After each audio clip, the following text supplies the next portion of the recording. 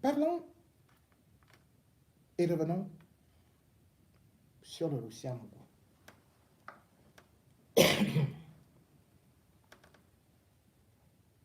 Mesdames et messieurs,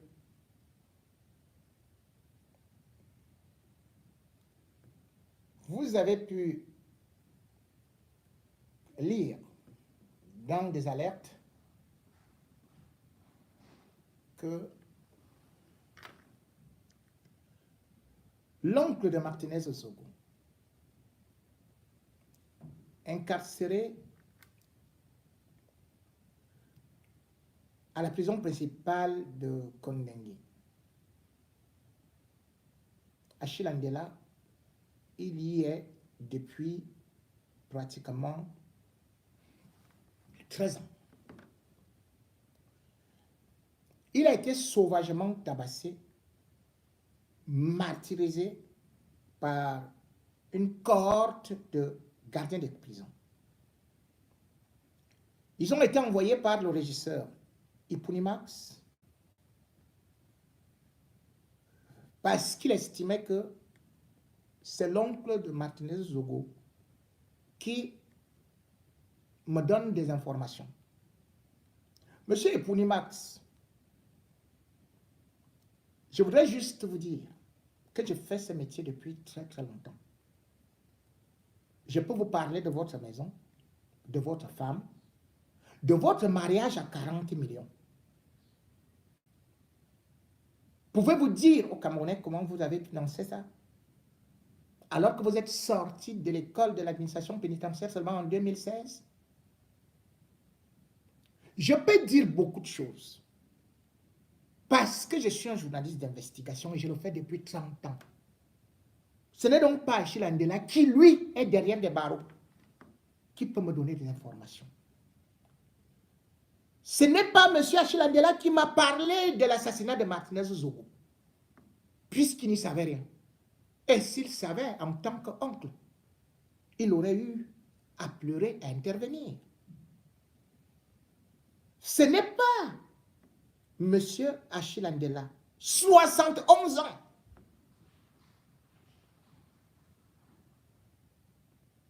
Qui sera votre malheur? Votre malheur, c'est Jean-Pierre Amougou Belinga.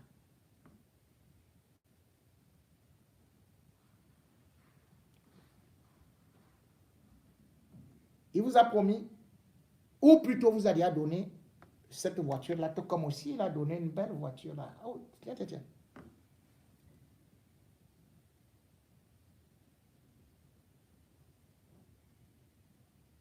Le juge, qui d'ailleurs a placé Jean-Pierre Amougou Belinga, pourquoi est-ce que ce juge n'a pas mis assassinat?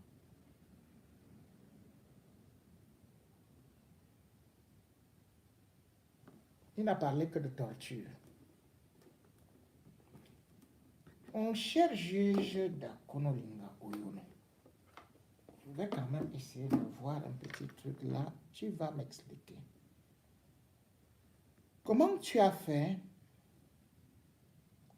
pour quitter de ta Mercedes, de ta vieille Mercedes que je connais là, que tout le monde connaît là,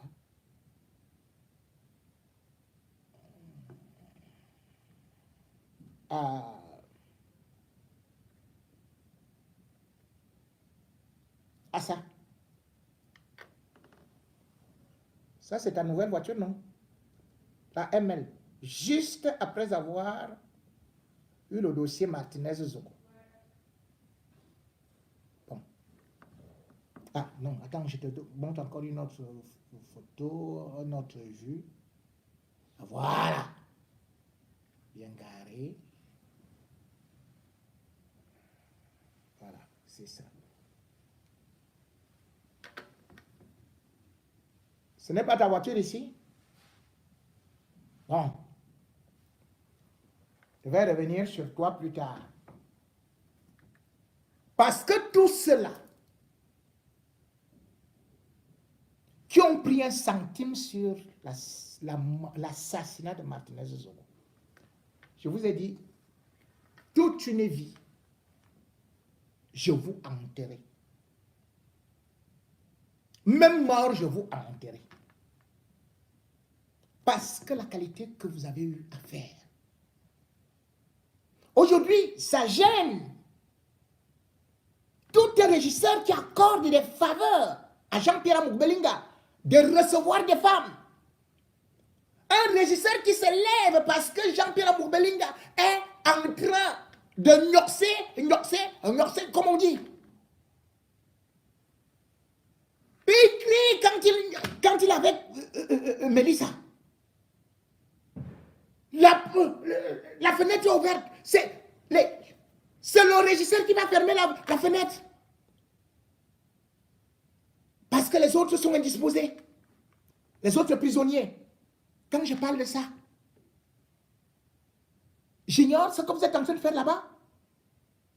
Quand vous avez reçu les gens de Télé Sud, Achille Andela était au courant. Ce n'est pas moi qui lui ai dit qui était là-bas.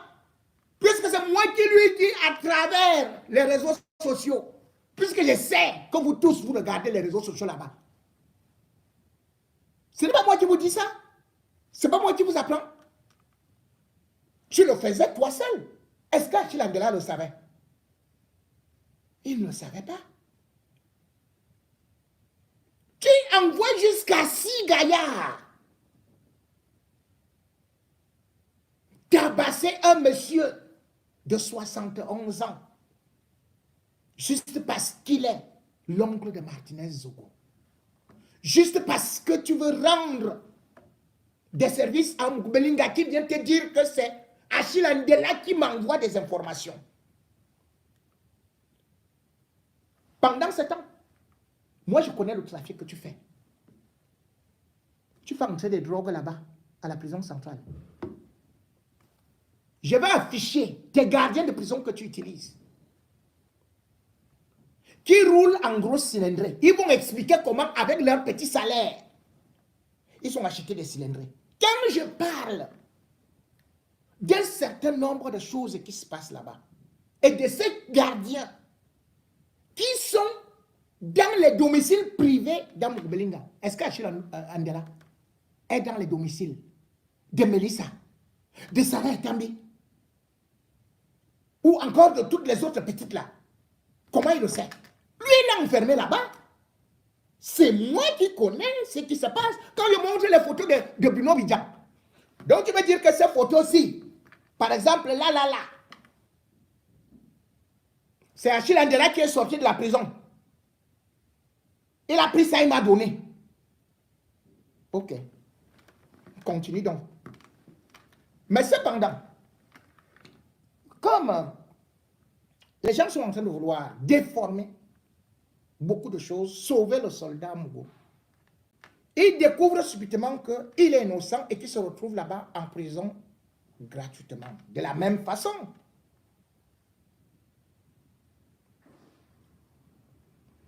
Ils sont capables de vous dire que Martinez Zogo n'est même jamais mort. La preuve, c'est qu'ils demandent aujourd'hui les tests ADN, ils demandent ceci, ils demandent ceci, alors que la femme de Martinez a bel et bien reconnu le corps, la tante et tout et tout. Je n'y reviens pas. Cette fois-ci, ils sont venus avec un audio. Cet audio circule dans des réseaux sociaux où ils font parler Ola Bébé Jean-Jacques. Ola Bébé Jean-Jacques est ce prêtre de l'église orthodoxe qui a été retrouvé mort, en fait qui a été assassiné le 3 février 2023, juste après l'assassinat de Martinez Zogo. Les audios qui ont été publiés par mon confrère Bruno Tagne, certains ont récupéré cela pour brandir cela que voilà Ola Bébé qui dit que Amoubelinga est innocent. Et dans les audios absolument accablants, Ngongo. Et bien évidemment, certains sont même allés à dire que je suis aussi dans le complot.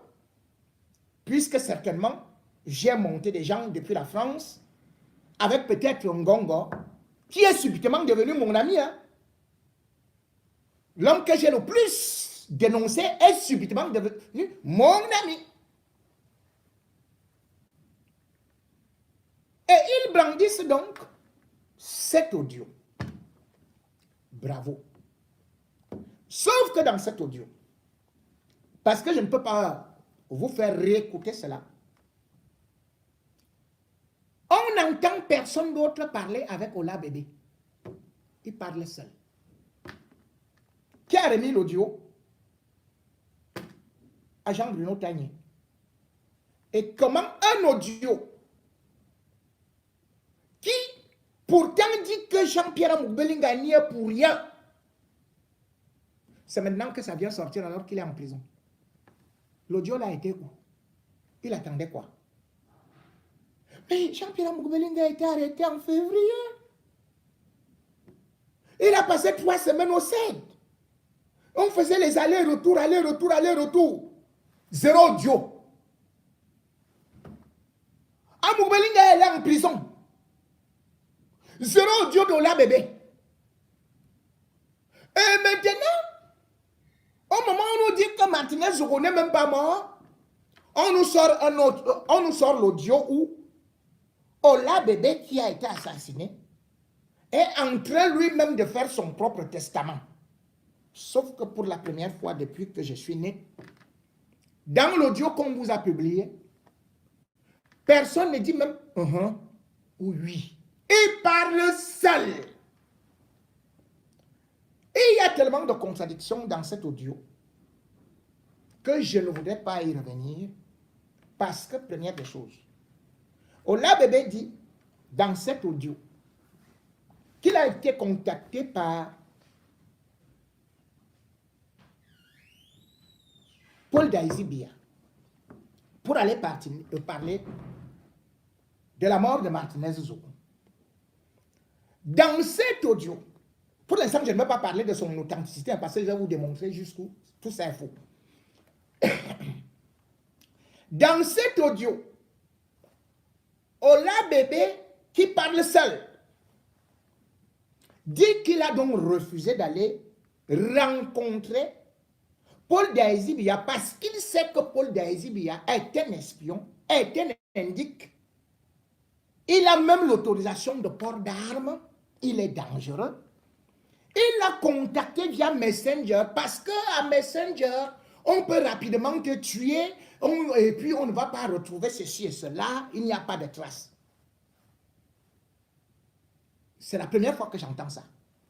Qu'on peut avoir accès à ton portable, on voit les simples messages, mais on ne voit pas ce qui est dans Messenger. C'est la première fois que j'entends ça. C'est la première fois. Même Colombo ne pouvait pas entendre une chose comme ça. Dès que tu es entré dans le portable de quelqu'un, tu vois Facebook est là. Mais, où c'est cela? Dites-moi. Est-ce que c'est difficile là? Même un petit technicien, supposons même que c'est bloqué, même un petit technicien te débloque ça et puis basta. Bon, l'enquêteur Ola Bébé, qui a été froidement et lâchement abattu. Je vais expliquer plus tard pourquoi. Explique donc qu'il a refusé de partir à cette invitation de 8 heures. L'émission devait avoir lieu à 8 heures chez Paul Daisy-Bia. Et il explique que Paul Daisy-Bia lui a dit qu'il devait être avec quelqu'un d'autre sur le plateau. Il s'est dit, mais non. Ou bien 2 autres personnes. Il s'est dit, mais les autres émissions, c'est Paul Daisy plus une personne, c'est-à-dire l'invité. Pourquoi est-ce que ça doit être lui? Il a donc dit, moi je ne pars pas. Bref, c'est ce qu'il dit dans l'audio. Donc il n'a jamais fait d'émission avec Paul Daisy-Bia. Première des choses. Seulement, mesdames et messieurs, voici la vidéo de M.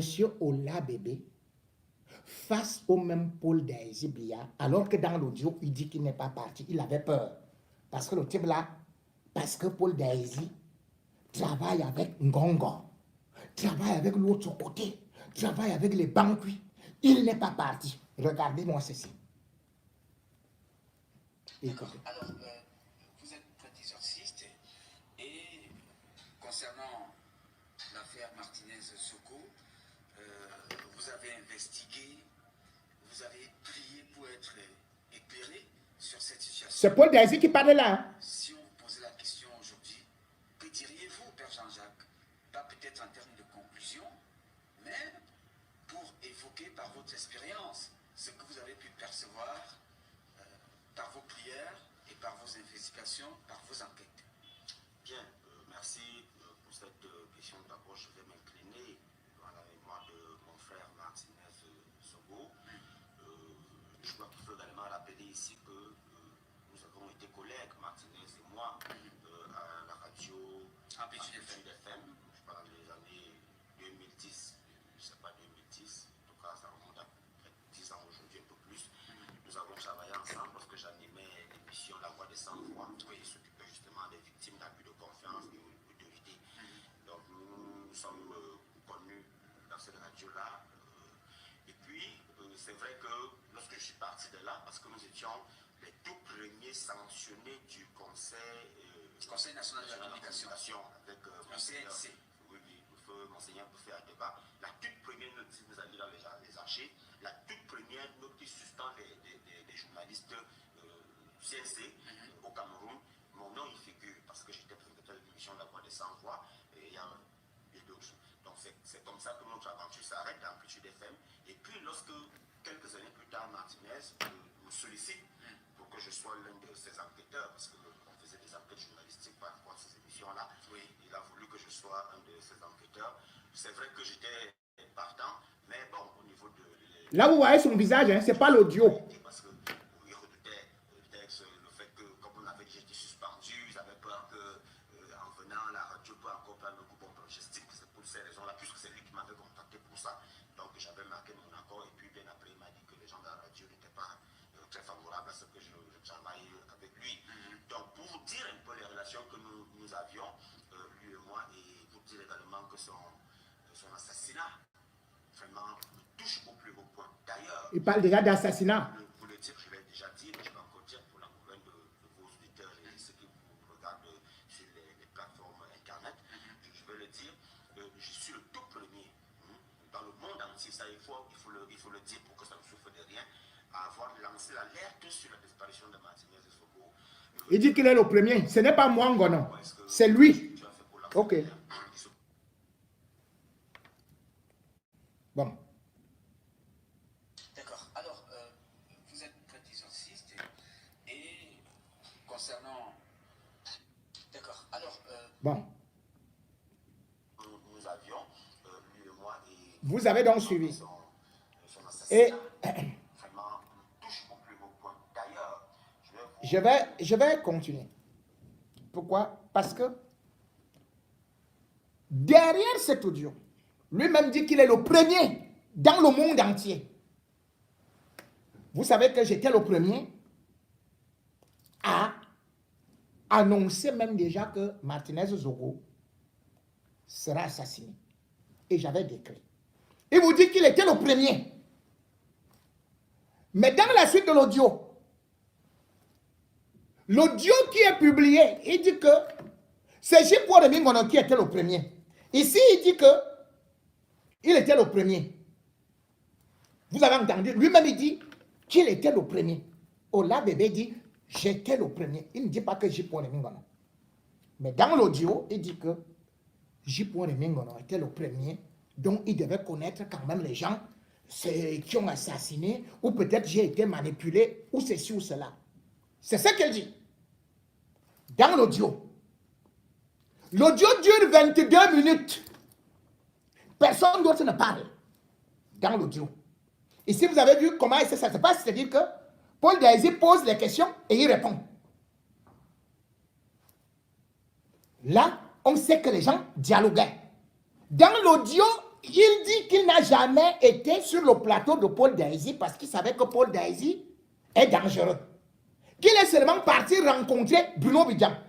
Et dans l'audio, il ne nous dit pas ce qu'il avait dit après, ce qu'il avait fait avec Bruno Bidjan. Sauf qu'il dit dans l'audio qu'il avait demandé que, il faut que, comme il a vu que ce n'est pas Mugobelinga qui est vraiment le criminel, qu'il avait demandé la protection. Et je suis resté comme ça. Je reste, j'ai dit, mais attendez. Bon, maintenant, je vais vous faire écouter autre chose. Parce que là-bas, dans l'audio, il parle d'une piste. Ce n'est qu'un gongo. Il n'y a plus le nom de Jean-Pierre Mugobelinga dans l'audio. Ce n'est qu'un gongo. Mais ici, ce ne sera plus seulement gongo. Vous allez écouter maintenant un nouveau témoignage. Nous sommes toujours sur l'émission. Qu'il dit qu'il n'a jamais eu à faire d'émission. Je ne sais pas si c'est son fantôme qui est parti se faire recevoir là-bas. Bon, voilà. Deuxième chose, et là, je tiens ça de mes informateurs. Vous comprenez qu'en journalisme, on est très d'informations qui est du côté de la France, qui attire mon attention parce qu'il est un ingénieur en audiovisuel et tout. Il attire mon attention parce qu'il me contacte et il me dit, voilà les éléments, voici. Est-ce que tu ne vois pas? Toi-même réfléchis, Père Jean-Jacques. Réfléchis simplement. Alors il attire mon attention sur la vidéo qui circule. La vidéo où on voit Martinez talonné par deux véhicules, une berline et une Pajero Mitsubishi. Il me dit, lorsque tu regardes cette vidéo, d'un, n'est pas des caméras de surveillance de la police. Deux, ce n'est même pas des caméras de surveillance parce qu'une caméra de surveillance, lorsque elle filme quelque chose, il y a de la numérotation, c'est-à-dire qu'il y a les heures, les dates même qui sont là, qui tournent en boucle.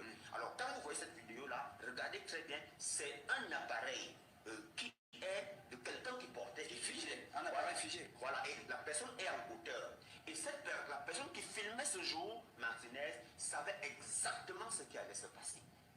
Quelques jours après, et d'ailleurs, mon attention est également attirée sur le fait que, effectivement, la vidéo a été publiée mise dehors par un certain Boris Berthold. Justement, Boris Berthold est le seul qui publie, n'est-ce pas, cette vidéo qui part partout. Il est le seul qui publie la vidéo et il prend bien soin. Si vous regardez très bien la publication de cette vidéo-là, il prend bien soin de cacher certains éléments avec son nom et certaines choses-là et tout. Bref, il essaye de masquer certaines choses. Et c'est fait à dessein. Alors, vous voyez donc que cette vidéo, lorsque je pousse encore les analyses, les réflexions, je me rends compte que, en réalité, cette vidéo n'a pas été prise le jour où on enlève Martinez. Cette vidéo est prise bien longtemps avant. C'est-à-dire que les gens, sachant qu'ils vont préparer leur coup, alors il fallait justement avoir cette vidéo pour induire l'opinion en erreur. Et justement, Boris Berthold a été utilisé. Soit il a été utilisé de manière naïve, soit alors Boris Berthold sait également, parce que la réponse, une fois de plus, se trouve chez celui qui a envoyé, parce que Boris Berthold n'est pas au Cameroun.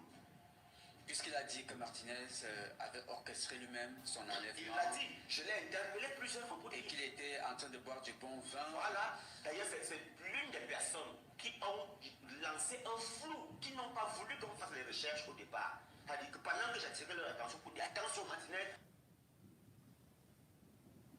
Bon. Ici, sur cette... vous avez vu, c'est la vidéo. Hein. Là maintenant, il dit que c'est tel autre camp qui a monté l'affaire pour induire et ceci et cela, et qu'ils ont tourné la vidéo avant. C'est pas moi qui ai publié la vidéo. Vous comprenez donc que les déclarations, et si je continue à vous faire écouter ce qu'il a dit pendant cette émission, qu'il ne reconnaît pas dans les audios. Ce qui est dans les audios est contradictoire à ces déclarations. Vous allez faire confiance à quoi? Entre la vidéo d'une émission que tout le monde avait vue en direct, ou les audios qui viennent des laboratoires que chacun peut bien fabriquer. Première des choses, je vous fais comprendre que aujourd'hui, il suffit que je prenne ma voix, je mets quelque part, et puis le logiciel, tout le texte qui sera après, ce sera avec mon accent. Et il y a ce qu'on appelle les vocalistes. Et il y a ce qu'on appelle les imitateurs. La preuve, c'est que vous voyez TF1 chaque jour après le journal, où les gens parlent comme Macron, parlent comme Le Pen, parlent comme même Obama, parlent comme Trump, parlent comme tout le monde. Donc, si je prends, à l'époque, il y a de cela plus de 20 ans, j'étais au poste, j'étais pas au poste national, j'étais déjà parti du poste national, j'étais à Radio Siantou. Vous savez ce que j'avais fait? Dans Condré-Chaud, j'avais appelé Michekan l'Africain. Michekan imitait la voix de Kodok, imitait la voix de Biya et de Kavaye Yege Djibril. Tout Yaoundé était convaincu que Paul Biya parlait dans ma radio. Et vous-même, vous voyez, 15 heures chaud, il parle comme Paul Biya.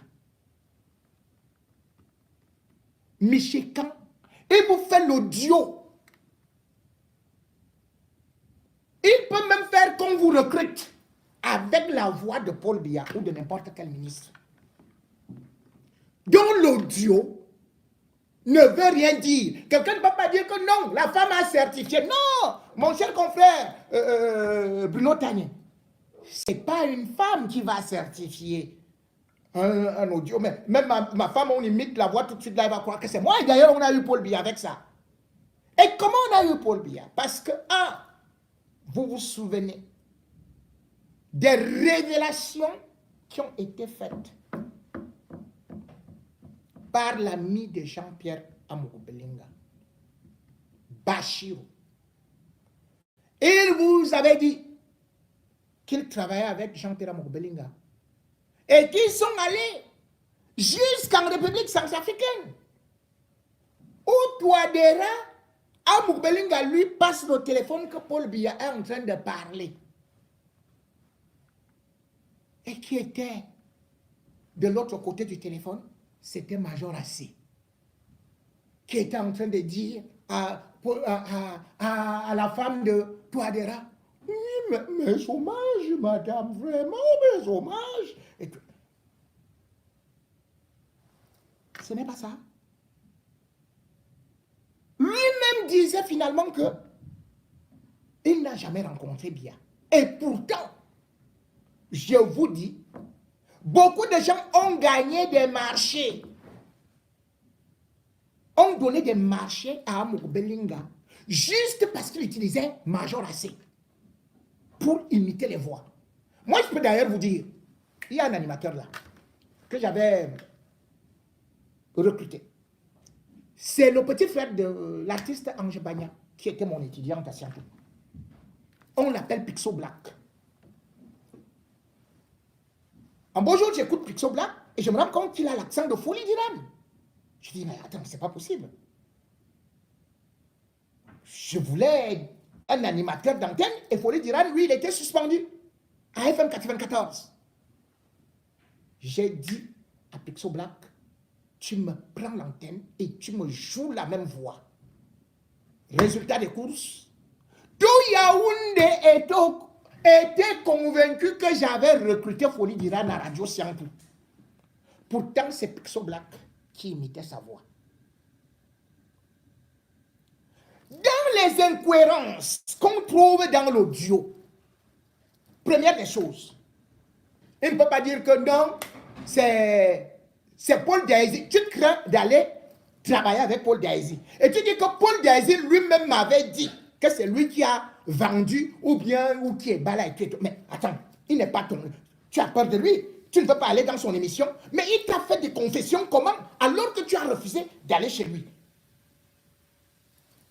Tu as fait comment? Pour avoir ces confessions-là.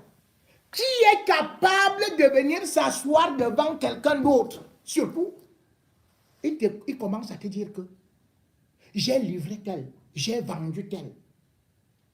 Mais s'il te dit ça toi-même, tu fuis. Mais c'est quelle naïveté ça? Au Cameroun, on attrape quelqu'un comme on attrape à Moukbelingala. On dit que tu as volé. Mais tu dis jamais je n'ai volé. Je jure au nom de Dieu. Je jure à Allah, Mohamed et tout et tout et tout. Je te jure au nom de Dieu. Tu vas... Ce n'est pas comme ça. C'est pour ça que au Cameroun, on arrache même les ongles des orteils aux bandits. Ils n'acceptent pas. Et vous dites que Paul Daisy s'est assis. Moi, je vous ai dit, qui est Paul Daisy? Depuis. Tu n'as pas voulu aller avec lui dans l'émission. Tu as refusé d'être avec lui dans l'émission. Mais dans l'audio, il se met à affirmer que j'étais avec lui dans sa voiture. Il était avec Paul Daisy dans la voiture, à la morgue. Et la voiture que Paul Daisy avait à la morgue avait les vitres fumées. Donc, tu montes dans sa voiture. Tu n'as pas peur qu'il peut t'enlever immédiatement, encore que Paul Daisy n'était pas seul. Comment tu fais pour avoir peur d'aller en studio? Et tu montes dans sa voiture. Curieusement, on retrouve ton émission en studio, où tu étais en train de parler d'un certain nombre de choses. Troisième surprise dans ce méli-mélo, c'est que dans l'émission, Ola Bébé dit qu'il ne veut même pas parler. Parce qu'il n'a pas besoin de monter dans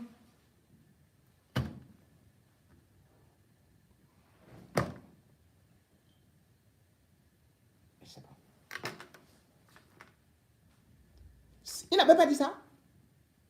Tu ne veux pas entrer dans la Prado et qui va voir ses enfants grandir. Et subitement, il va s'asseoir avec quelqu'un. Il fait les audios. Il se livre à cette personne. Mais pourquoi est-ce qu'on ne peut pas dire que c'est même cette personne à qui il s'est confié, que c'est cette personne-là qui l'a tué? Puisqu'il a tout vomi. Il a tout vomi.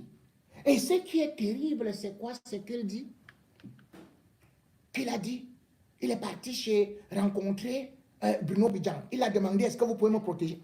Bruno Bidjan, c'est un commissaire, c'est un commandant, c'est le ministre des Forces armées. C'est quoi juste? Ola Bébé va demander protection à Bruno Bidjan, alors qu'il engueulait Jean-Pierre Moukbelinga.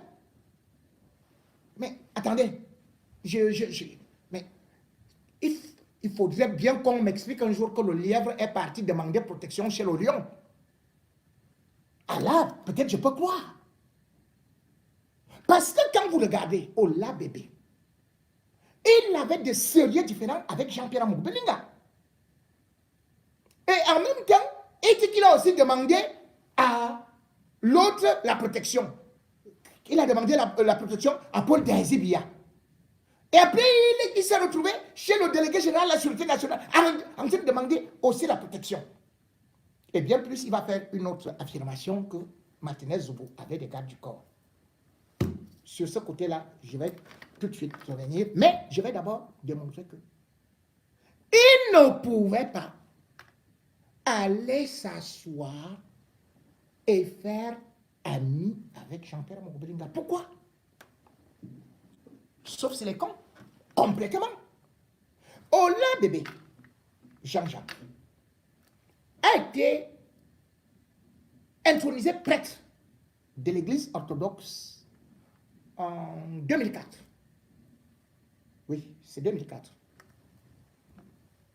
Il avait 25 ans. Et c'est un certain Monseigneur Waris qui l'avait intronisé.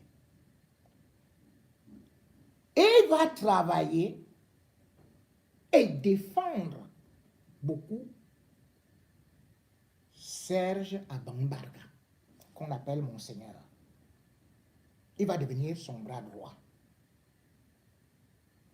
Ils vont mal se gâter.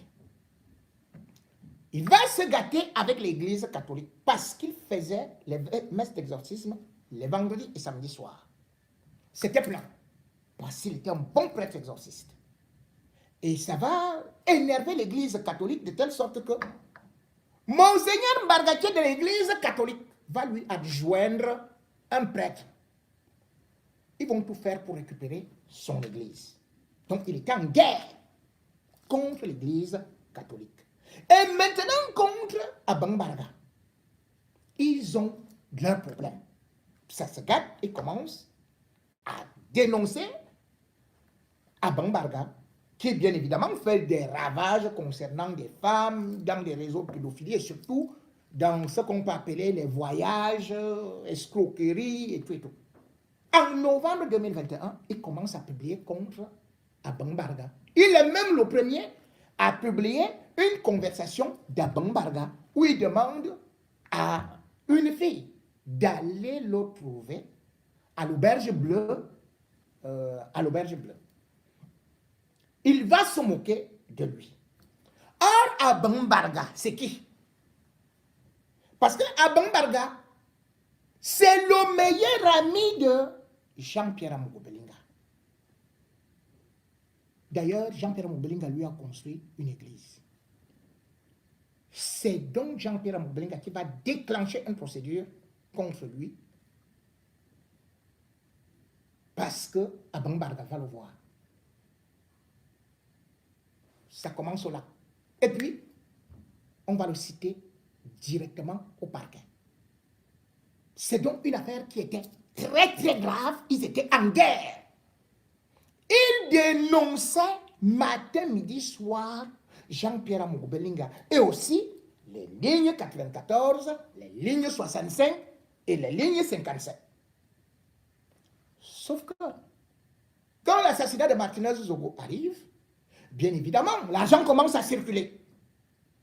On veut donner tel à tel, on veut donner tel à tel, on dit il faut récupérer tel qui peut faire ceci. C'est lui qui dit dans son audio qu'on voulait qu'il aille dire que c'est Ngongo. Mais on voulait qu'il aille dire, il avait quel média? Il avait quelle audience? Puisque même pour qu'il publie sur une page, il passe par d'autres pages, sa page n'était pas vue. Pourquoi est-ce qu'il dit qu'on voulait, dans l'audio, qu'il accuse Jean-Pierre Amogo Belinga, alors que c'est lui-même qui est sur le plateau télé, est parti accuser Jean-Pierre Amogo Belinga. Et ce jour-là, et c'est ça qu'il faut dire, c'est ce jour-là qu'il est arrivé et que justement, il signait aussi sa peine de mort. À partir de cette déclaration où il a dénoncé la fausse vidéo. Il dit que cette vidéo n'est pas une vidéo de surveillance parce que le clan Amogo Belinga voulait nous faire comprendre que Martinez Zogo n'a pas été enlevé par une Prado, mais qui avait plutôt une Pajero. Et puis le clan Amogo Belinga a voulu nous faire croire que Martinez Zogo avait des gardes du corps. Ce qui est faux. Je viens parce qu'il faut que je trouve quelques éléments là. Parce qu'on vous a montré quelques photos.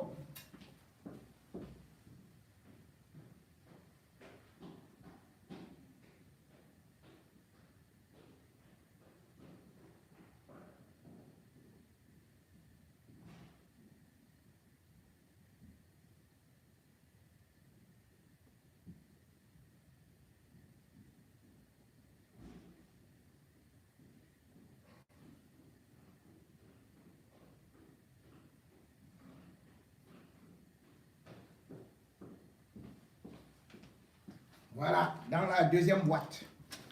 Excusez-moi. Première des choses, on vous a présenté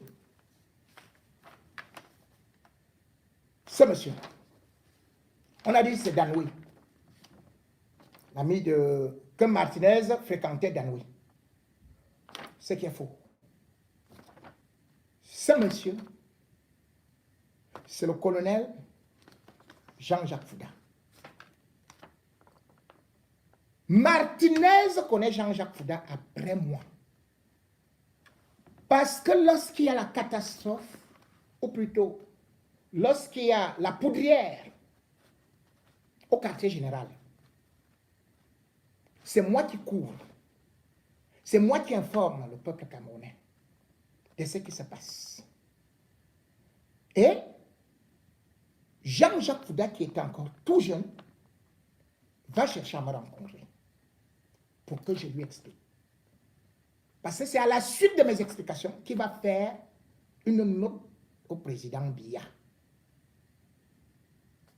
Il sera nommé directeur du matériel du ministère de la Défense. Jean-Jacques Fouda. Il a eu des problèmes dernièrement. Il va devenir l'ami de... Je vais vous dire que c'est moi qui ai présenté le mariage de ce monsieur. C'est moi. J'étais l'impresario. Il s'est marié en face du collège Charles Atanda. C'est moi qui étais au micro. Quand je m'en vais, il reste l'ami de Martinez Zogo. Et c'est d'ailleurs Martinez Zogo qui va faire qu'il soit avec une artiste qui aujourd'hui ne reconnaît pas Martinez Zogo, qui est dans l'Obikouti. Donc ce monsieur n'a jamais été Danoui. C'était le premier mensonge qu'ils ont voulu faire. Ils ont proposé, ils vous ont montré des vidéos comme ça, des photos comme ça que Martinez avait des gardes du corps qui avaient été donnés ou je ne sais par qui et tout ça. Parce qu'il y avait un talkie-walkie. Je devrais dire que Martinez rencontrait, bien évidemment, des personnes qui peuvent être en tenue parce que quand on est dans toutes les façons journaliste, et même vous-même, même dans votre famille et des amis, vous les rencontrez. Sauf que, bien évidemment, il y avait celui, comme vous les voyez, Arthur Essomba. Il n'était pas garde du corps de Martinez. Parce que je voulais vous montrer encore d'autres photos. Rien. Il n'était pas garde du corps. Arthur Essomba était président et, parce qu'il vit encore, il est président de l'association Les Inséparables. Les militaires. Et dans cette association, c'est la femme de Martinez Zogo qui y était. Martinez n'y allait même pas. Si oui, juste pour venir parfois un peu la déposer et tout ça. Et Arthur Essomba, bien sûr, dans cette réunion, c'était toutes les 2 semaines. On cotisait, je crois, 10 000 francs CFA. L'autre, c'était l'officier Bomba, qui fréquentait aussi un peu Martinez Zogo. Il est de l'autre côté de Kondengi. Le jour où on enlève Martinez, ou même n'importe quel jour, vous pouvez demander à n'importe qui. Déjà, il ne portait pas cette veste. Il portait une tenue grise. Et il n'a jamais été avec des gardes du corps. Jamais, au grand jamais. Allez demander à ses collègues. Vous ne pouvez pas avoir des gardes du corps et personne ne les voit. Celui qui est son réalisateur, c'est un Centrafricain. Il a été entendu par la commission mixte. Il a été entendu par l'ambassade des États-Unis. Il n'a jamais vu Martinez avec un garde du corps. Jamais de la vie. Jamais au grand jamais. Comment est-ce qu'on peut dire que Martinez s'est rendu compte qu'en allant donc, les gardes du corps l'ont lâché? Prenez son épouse Diane, prenez ses enfants, les Serge, parce que vous ne pouvez pas avoir des gardes du corps, vos enfants ignorent, vos amis ignorent, vos soeurs ignorent, votre épouse ignore. C'est quelle qualité de garde du corps? Et garde du corps veut dire que vous êtes dans la même voiture. Donc, garde du corps veut dire que moi, je suis devant. Le garde du corps est derrière. Là, c'est le cortège. Il faut donc me dire que Martinez était avec un cortège qui n'a des gens que derrière et non devant. Parce que le cortège veut dire que les gens sont devant et les gens sont derrière. Un cortège ne peut pas être... Et quand vous parlez de ça, de ce cortège-là, je vous dis bien, Martinez Zogo, quand il se déplaçait, je vous donne les noms. Il avait un chauffeur, ou plutôt un taximan, qu'on appelle Assiro. Il n'a jamais vu de garde du corps. L'autre s'appelle Jacques Didi. Il n'a jamais vu Martinez avec un garde du corps. Et il prenait aussi un taxi qu'on appelle Aladji. Zéro garde du corps. Prenez maintenant. Martinez rentrait parfois à la maison et demandait même à son épouse Diane de le raccompagner à la radio. Il peut avoir un problème ou bien une fois là, il y avait le pylône, un problème de pylône. Diane l'avait accompagné pas une fois, mais plusieurs fois. Seul, sans garde du corps. Comment les gens d'Amouroubelinga ont pu nous dire que Jean-Jacques Ola, bébé, qui ne connaît pas le domicile de Martinez Zogo, confirme qu'il a eu les gardes du corps. Ils étaient où? Qui les lui a donné? En qualité de quoi? Et quelqu'un qui a les gardes du corps, on nous dit en même temps qu'il est reparti voir Mbargangele pour encore solliciter les gardes du corps. Vous avez déjà les gardes du corps. Et vous partez encore solliciter Mbargangele. Hey. Mais cependant, ce n'est pas moi qui le dis. Voici les déclarations de Jean-Jacques Ola Bébé dans Congo sans querelle, no stress, sans rancune. Il publie ça le 23 janvier 2023. Voilà. Il dit que les informateurs de la police et autres services de sécurité comprennent donc qu'ils ne sont pas en sécurité, malgré les promesses de ces braqueurs de la fortune publique. Moi-même, révérend Père Jean-Jacques Ola Bébé, j'ai personnellement donné des informations. Écoutez-moi. J'ai personnellement donné des informations pointues au directeur général, à la Sûreté nationale, M. Martin Mbargangele, qui m'a mis en contact dans son bureau avec un commissaire de son cabinet pour les opérations.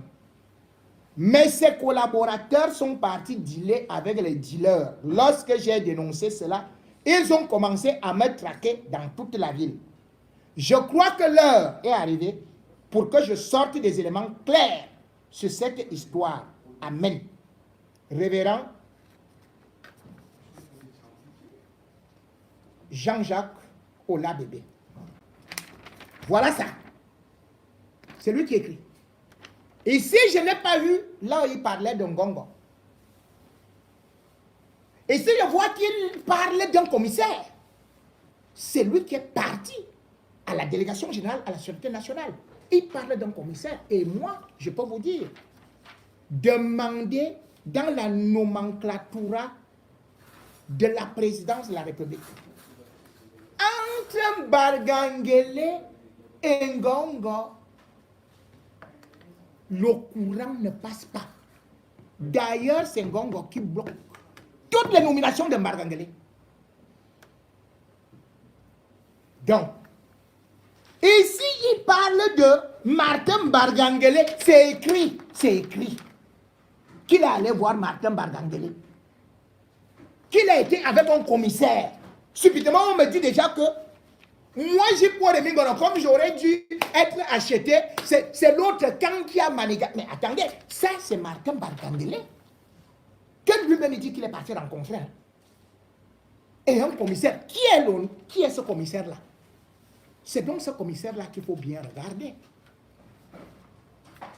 Si ce n'est pas lui, qui, parce que, après avoir vomi tout ce qu'il a dit là, a trouvé la nécessité de l'écarter. N'oubliez pas que la police camerounaise a toujours gardé Jean-Pierre Amour-Bellinga pendant des années. Jusqu'à ce...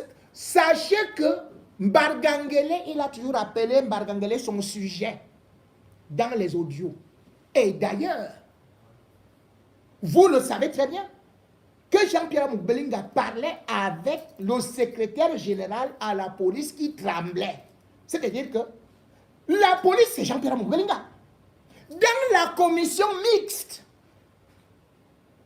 qui menait cette enquête, Paul Biya a dû enlever le commissaire Emmané Mané. Parce que le commissaire Emmané Mané transmettait les informations au clan d'Amour-Bellinga. Et comme c'était cadenassé, on a commencé une enquête interne. Les autres ont compris que Emmané Mané était celui qui donnait les informations à Amour-Bellinga et à son clan. Donc, si on parle de la police, puisque vous tous vous le savez, ils sont allés en Guinée, ils ont fait leurs affaires, ils ont leur deal. Cela veut donc dire que c'est bel et bien encore, une fois de plus, le clan Amour-Bellinga. Et lui-même, curieusement, il vient dire quelque chose encore ici, que Martinez a été un informateur de Martin Mbargangele. Tout comme moi, Père Jean-Jacques, Martinez a été ignoré par le DGSN quand il a eu besoin de lui. Moi, on traque. On traque. Martin Mbargangele. Jean-Jacques Ola Bébé dit qu'il a été son informateur. Vous êtes informateur de la police. Vous êtes prêtre, hein? Mais vous êtes informateur de la police. Donc Jean-Jacques Ola Bébé nous dit qu'il était un indique. Et vous connaissez comment meurent les indiques. Les règlements de compte parce qu'un indique ne vient pas parler. Un indique ne vient pas étaler beaucoup de choses parce qu'il peut connaître beaucoup de choses. Amour-Bellinga, c'était un indique. Et comment est-ce que Amour-Bellinga, pourquoi est-ce que je dis que ces audios sont fausses? Parce que Jean-Pierre Amour-Bellinga a utilisé toujours les mêmes méthodes. 1. Jean-Marie Atambara, secrétaire général à la présidence. Amour-Bellinga avait utilisé les audios pour faire parvenir à Bellinga Boutou, lequel Bellinga Boutou avait aussi transmis ses audios à Paul Biya, où on parlait justement du pouvoir, c'est-à-dire en 2011, d'où le G11. Or, Jean-Marie Atambara n'a jamais rêvé du pouvoir de Paul Biya en 2011. Ça n'existe pas. Et Somba, qui était maire d'Akono, c'est lui qui a révélé le poteau rose. Parce que la femme d'Amour-Bellinga était adjointe au maire d'Akono.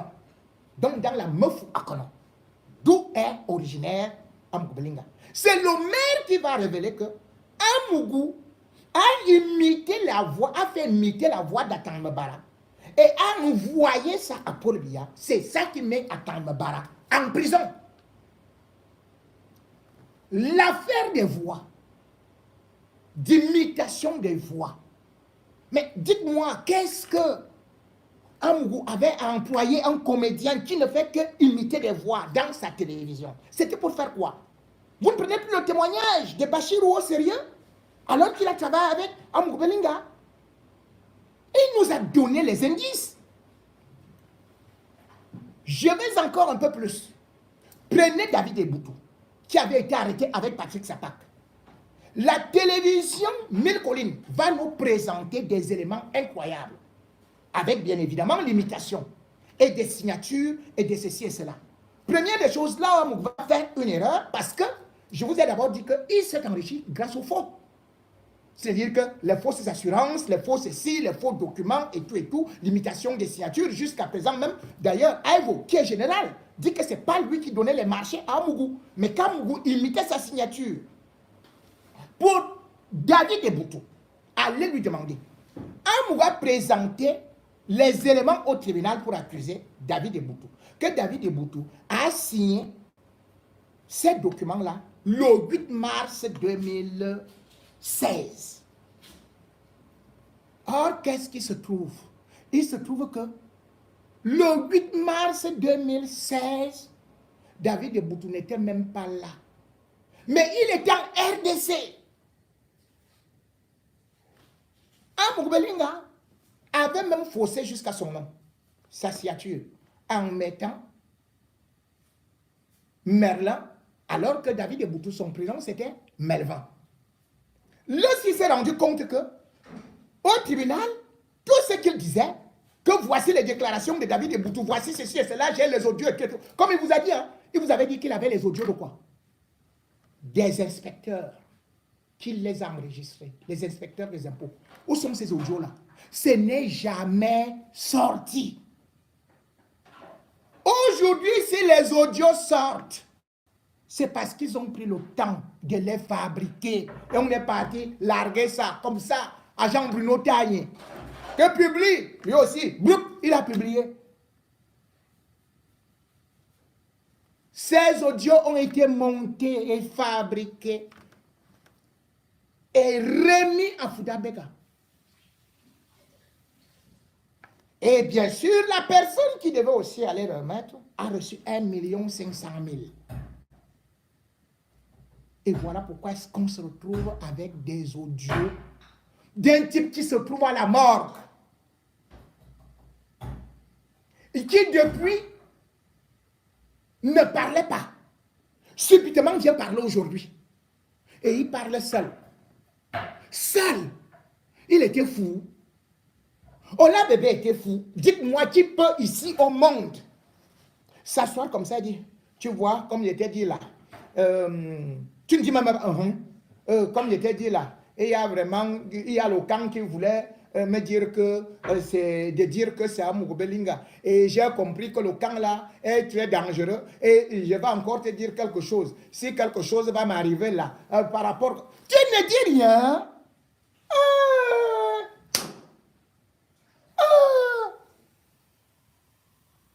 Et depuis là, tu restes tranquille. Non, vous nous prenez vraiment comme des salauds. Ça, c'est n'importe quoi. Arnaud Froger, de Reporters sans frontières, était au Cameroun. Ils ont commencé à raconter n'importe quoi. Oh, il veut déjà demander pardon, il veut demander les excuses parce que tout ce qu'il a dit là, il n'avait aucun élément. Il a même dit que c'était l'autre. Il est parti voir le ministre de la Communication. Dès que le ministre de la Communication lui a dit, René Sadi, c'est plus comme il lui a dit que, oh toi, Arnaud Froger, oh, qui t'a donné les éléments que tu es parti publier. Arnaud Froger a commencé à trembler comme ça. C'est le directeur de la Voix du Sang, selon voici ici, moi je ne connaissais même pas. Hey, vous savez quoi ça?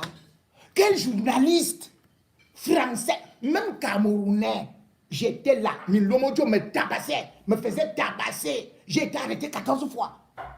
On me demandait mes sources. Je n'ai jamais donné mes sources. Et vous dites qu'un journaliste français qui plus est journaliste de Reporters sans frontières, il va livrer son confrère que non, c'est lui qui m'avait dit. Ah, chez René Sadi, il avait peur de lui. René Sadi fait la boxe, il fait le karaté. Il a déjà tué qui? Il peut faire peur à qui?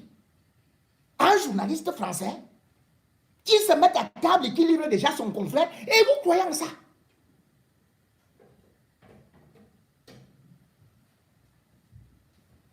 Est-ce que Reporters sans frontières a besoin d'aller se mettre à genoux devant les Tchungang, machin et consorts et tout ça? Il est parti dans la même logique. Il était dans son hôtel à Bastos. Il a rencontré Maître Diop, qui est l'avocat du collectif de Martinez Zogo, il allait rencontrer l'épouse de Martinez Zogo. Et c'est presque les mêmes questions qu'on lui posait également. Mais ce que vous ne savez même pas, c'est que même s'il n'est pas entré dans le dossier, et vous qui voulez montrer que Jean-Pierre Moubelinga n'a rien à voir, n'a rien fait, vous serez surpris. Parce que même comme il dit que lui sort là, parce il tient les autres par les machins, tout, par le chantage, qui va sortir le 27, qu'on doit organiser la fête. Mais sachez que il y a des dossiers comme ça, 4 assassinats sur sa tête. Ce n'est même plus seulement une affaire Martinez Zogo. 4! Ah oui, 4. Sans oublier le dossier des détournements de la ligne 94, de la ligne 57-65. Continuez toujours à dire. Comment vous pouvez vous asseoir? Vous affirmez que c'est un complot. Donc, un complot. L'avocat de Danway ne parle pas de complot. L'avocat de tout un patron des renseignements de la DGRE, il ne parle pas de complot contre Moubelinga. Et il y a eu l'assassinat. Mais tous, et ceux qui ont participé, les membres du commando, ils vous disent ce qu'ils ont fait. Vous êtes assis là, vous dites, oh, moi je vais enquêter, vraiment, je vais faire l'enquête philosophique, l'autre je vais faire une enquête biblique, évangélique, l'autre je vais faire maintenant l'enquête par ceci et cela. Oh, mais c'est quelle histoire ça? Et dans tout ça, personne d'entre vous n'a de carte de presse pour enquêter. Vous enquêtez en tant que qui? D'autres me disent que pourquoi tu as su? Pourquoi tu as su? Pourquoi tu as su? Donc si quelqu'un dénonce même un coup d'État, on va dire pourquoi il a su. N'est-ce pas, on dit souvent les coups d'État? N'est-ce pas, on dit les attentats? Vous ne demandez pas à cela que comment tu as su qu'il y aura attentat? Comment tu as su qu'il y aura coup d'État? Mais j'ai annoncé, je n'ai pas caché. Vous me demandez d'aller venir vous donner mes sources. Un journaliste donne ses sources. Ce que vous êtes en train de raconter là, ça va vous caler là. Moubelinga ne peut pas être là de façon innocente. Mais soyons sérieux. Donc, Paul Biya est fou. Mais attendez. Mbakangele est fou. Ou bien, comme vous dites que c'est un gongo, c'est lui qui dirige la police, la gendarmerie, l'armée. Vous croyez que l'armée là, et toutes ces intelligences qui sont là, y compris les juges, s'il n'y avait rien, ils auraient dénoncé. Ils auraient dénoncé. Mais on est en train de juste vous embrouiller.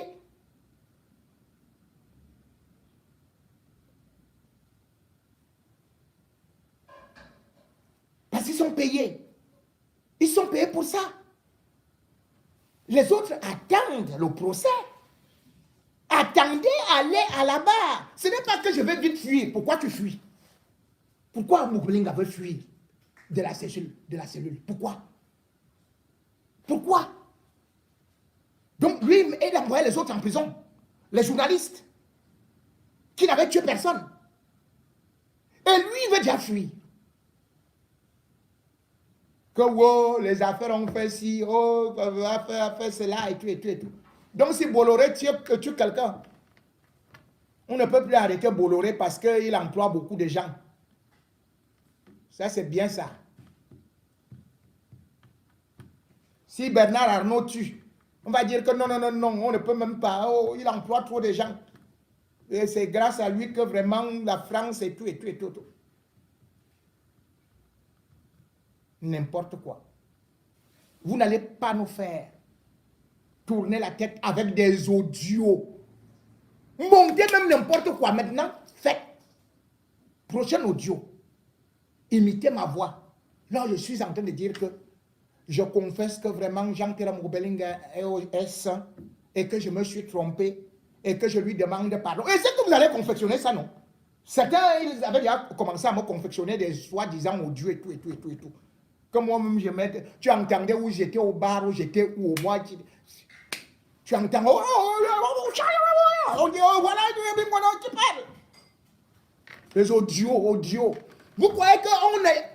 Et ils disent qu'on a déposé ça à la justice contre déchargement. Hein?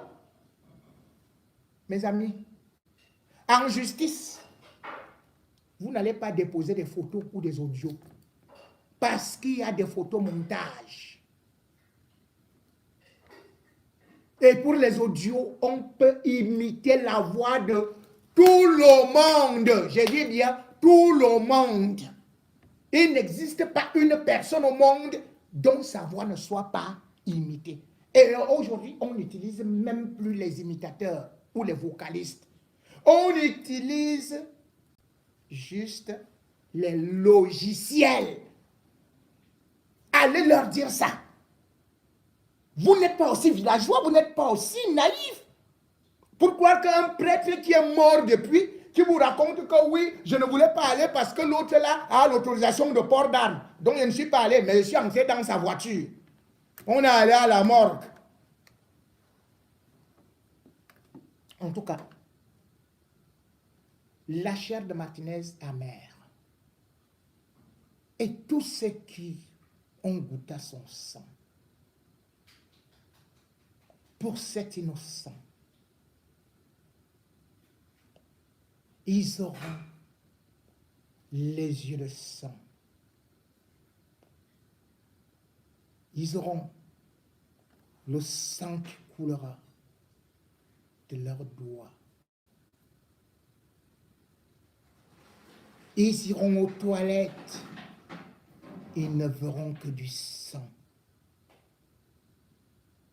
Leurs pas seront transformés en sang. Ils se réveilleront chaque nuit et au lieu de voir la sueur, mais ce sera qu'ils sont couchés sur une mare de sang. 100%, vous êtes des satans. Parce que vous avez tué un enfant qui, Fambeti, puissant dans ses racines, puissant dans son esprit et puissant dans ses dénonciations, est venu vous dire non. Montrer que vous êtes des démons et surtout que vous êtes archi-cons. Et c'est pour cela, bande de poltrons, vous serez en train de volatiser comme des pigeons. Mais en fin de compte, vous serez mis et restés en cage définitivement comme des moignons. Justice pour Martinez Zogo.